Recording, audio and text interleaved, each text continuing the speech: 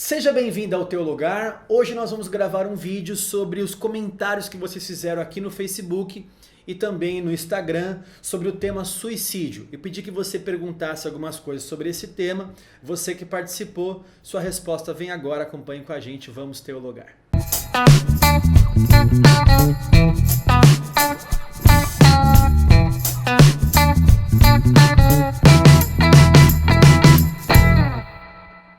Seja bem-vindo ao Teu Lugar. Se você não é inscrito no canal, se inscreva, aproveite agora para se inscrever.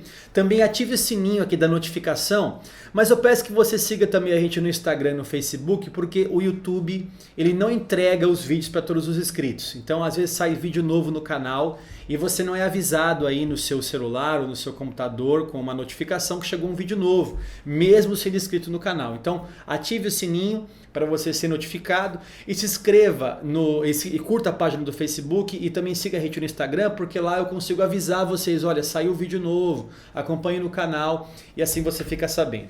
Bom pessoal, essa semana eu gravei um vídeo sobre suicídio, foi muito esclarecedor, as pessoas recebendo ali uma palavra de consolo, e eu prometi que seria um vídeo de duas partes. Primeiro eu falei sobre suicídio, e agora eu vou responder algumas questões que vocês fizeram aqui no Facebook, a gente vai ler junto e tentar responder um pouquinho aqui à luz das escrituras, tá bom? Olha que legal essa pergunta aqui, pessoal. Pergunta da Agatha Sandoval, e ela pergunta assim: sabemos que existem muitos casos de possessão demoníaca.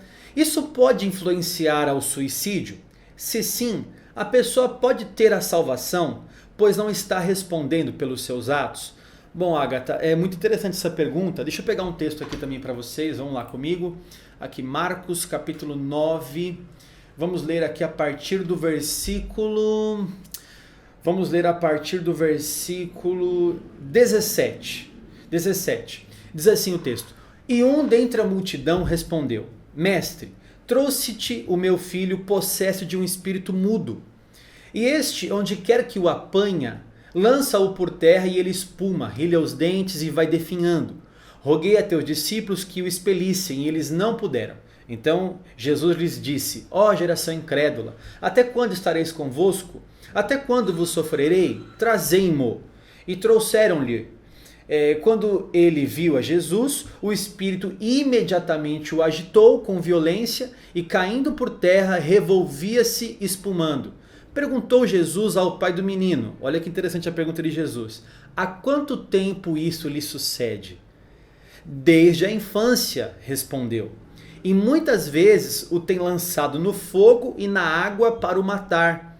Mas se tu podes alguma coisa, tem compaixão de nós e ajuda-nos. Ao que lhe respondeu Jesus: se podes, tudo é possível ao que crê. Veja, nesse caso aqui, Agatha, esse jovem possesso de um espírito mau, um espírito maligno, o espírito lançava no fogo e na água para o matar. Veja que há problemas de possessão demoníaca em que o demônio quer tirar a vida da pessoa que está possessa ali. Então a própria Bíblia relata um caso desse em que Jesus expulsou esse demônio e libertou aquele jovem que estava possesso desse espírito maligno. Veja que interessante que, como você falou na pergunta, né? Será que ele responde pelos seus atos? Algumas pessoas que são possessas, elas são totalmente dominadas por Satanás. Elas não vão responder pelos seus atos ali. Agora, com relação à salvação, mais uma vez, eu tenho várias perguntas aqui, né, pessoal, sobre salvação. A salvação é departamento de Deus, né, Agatha? Então, quem vai julgar? Será que o Senhor vai julgar assim, olha, já que ele estava possesso de um espírito maligno, então ele não será julgado pelo ato, porque não foi ele, foi o demônio. Então, esse departamento de salvação é departamento de Deus. E não. Agora, tem um detalhe, né? Se a pessoa está possessa de um espírito maligno, essa pessoa tem Jesus? Ela é uma pessoa totalmente entregue ao Senhor, liberta? Então, se essa pessoa tem a salvação, eu não digo pelo caso do suicídio, mas talvez essa pessoa com o espírito possesso não tenha a salvação porque não tem Jesus. Não pelo fato do suicídio, mas porque não tem Jesus no coração e está aqui totalmente possesso por um espírito mau. Ok? Vamos lá, pessoal, mais uma pergunta aqui, olha, pergunta no Facebook, pergunta do Ivan Donizete. Ele pergunta assim: Um cristão em momento de surto psicótico se suicida, é salvo? Bom, mais uma vez a questão da salvação e do suicídio. Eu disse aqui, a maioria das perguntas aqui, pessoal, é com relação à salvação. E como eu já respondi na primeira resposta, a salvação é do departamento de Deus. Agora a questão aqui do surto psicótico é legal a gente comentar. Porque existem transtornos, pessoal, que levam as pessoas a fazerem atos que elas não gostariam de fazer. Não só pelo pecado, não só porque nós somos uma geração caída, porque nós estamos inclinados à carne. E só com o Espírito Santo nós conseguimos o domínio próprio para poder vencer aquilo que a nossa carne deseja. Então existem algumas questões patológicas, algumas questões de doença que levam a pessoa a fazer o que ela não quer fazer. Então existem casos de surtos psicóticos também, e a gente, eu não sou médico, eu não sou psicólogo, nem psiquiatra para analisar esses casos, talvez eu não tenha tanta propriedade para comentar sobre isso aqui, tá bom, Ivan? Minha questão é um pouco mais teológica, né? O Kaique pergunta aqui, Kaique Ribeiro, no caso que se refere a Sansão, realmente foi suicídio? Se foi, ele perdeu a salvação? Eu respondi isso no vídeo passado. Se você não viu, eu peço que você veja no vídeo passado, na minha opinião, Sansão não tirou a própria vida, não é suicídio. É uma baixa de guerra ali. Sansão era um guerreiro que estava um soldado na guerra. Eu não posso dizer que um bombeiro que entrou no meio do fogo, que ele ali quis se suicidar e tirar a própria vida. Ele foi salvar outras vidas ali. E o caso de Sansão não é um caso de tirar a própria vida. Ele quis matar os filisteus e ele acabou morrendo com uma baixa de guerra ali, tá, Kaique? Essa é a minha opinião aqui. Ana Paula F. Ela pergunta assim, se o suicida, momentos antes de morrer, se arrepender, mas mesmo assim morrer, ele é salvo? Então essa questão do arrependimento também Deus vai julgar. Agora veja, havia um ladrão na cruz que se arrepende momentos antes da sua morte. O Senhor fala que naquele mesmo dia encontraria ele no paraíso, mostrando que ele seria salvo, mesmo tendo uma vida deplorável, estando ali, ele mesmo confessou, né? Veja o arrependimento do ladrão da cruz. Ele diz assim, olha, eu estou aqui porque eu mereço. O Jesus que está aqui não merece, mas eu estou aqui porque eu mereço pelos atos que eu fiz. E ele fala para o Senhor, Senhor, quando você vier no teu reino, lembra de mim, mostrando que ele estava ali arrependido e que cria que Jesus Cristo era o salvador da vida dele. E naquele último momento, antes de morrer, o Senhor promete para ele que ele teria ali a salvação e que encontraria com ele no paraíso. Então, momentos antes de se arrepender, pode ser que sim. Olha, não vamos arriscar, né, irmãos? Eu não quero aqui trazer margem mais uma vez, como eu vi no vídeo passado, eu não quero trazer margem aqui para o suicídio. Estou só respondendo algumas questões aqui, tá? Vamos ver aqui outras questões. Aline Romão, ela disse assim, vendo essa definição de suicida, me vem umas perguntas à mente. Uma delas é, quem não se cuida, quem não cuida de uma doença, por exemplo, se vier a morrer por conta de falta de cuidado, é um suicida? Puxa, Aline, que pergunta interessante, hein? Sou diabética, ela dá alguns exemplos aqui, né? Sou diabética e não estou nem aí para isso. Sou hipertenso e continuo comendo feito doido. Larguei mão dos remédios e tratamento e decidi viver à minha maneira. Uma pessoa assim pode ser caracterizada como suicida? Uma vez que estamos tentando contra nossas vidas? Olha, eu não creio, Aline, que seja um caso suicida. Mas com certeza é um caso contra o templo do Espírito Santo. 1 Coríntios capítulo 3 diz que nós devemos cuidar do templo do Espírito Santo. E aquele que destruir o templo do Espírito Santo, Deus o destruirá. Uma das coisas é que assim, alguns vão dizer assim, o suicídio ou matar a própria vida, tem um versículo que diz assim, não matarás, né? Então esse é o texto que fala para nós não tirarmos inclusive a própria vida, é um mandamento.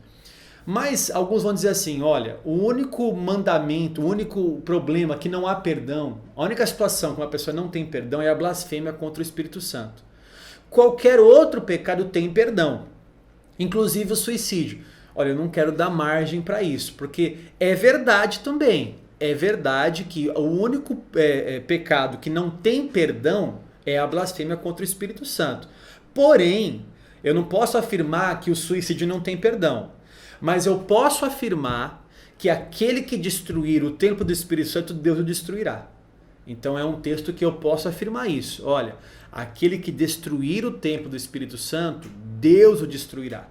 Então temos que tomar muito cuidado. Temos que cuidar do templo do Espírito Santo com uma boa alimentação, exercícios físicos, né? Se cuidar muito bem. Isso faz parte de uma vida cristã, tá? Cuidar do corpo que o Senhor deu.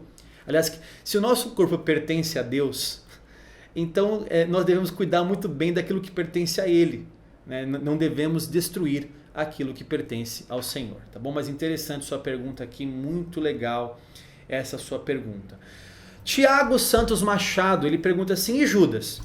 Parece ter se arrependido ao ir devolver as moedas que recebeu para entregar Jesus, mas depois se matou. Será que foi salvo? Não, eu não acho que Judas foi salvo e também não acho que foi arrependimento, tá, Tiago? Por quê? 2 motivos. Primeiro, eu não acho que ele foi salvo, porque Jesus falou assim: olha, aquele que está me traindo é melhor que nem tivesse nascido. Então, você já imagina, se Jesus falou isso, é porque o negócio ia engrossar para Judas. Então, eu não creio na salvação de Judas de maneira nenhuma, tá? Agora, ele se arrependeu? Não, não se arrependeu.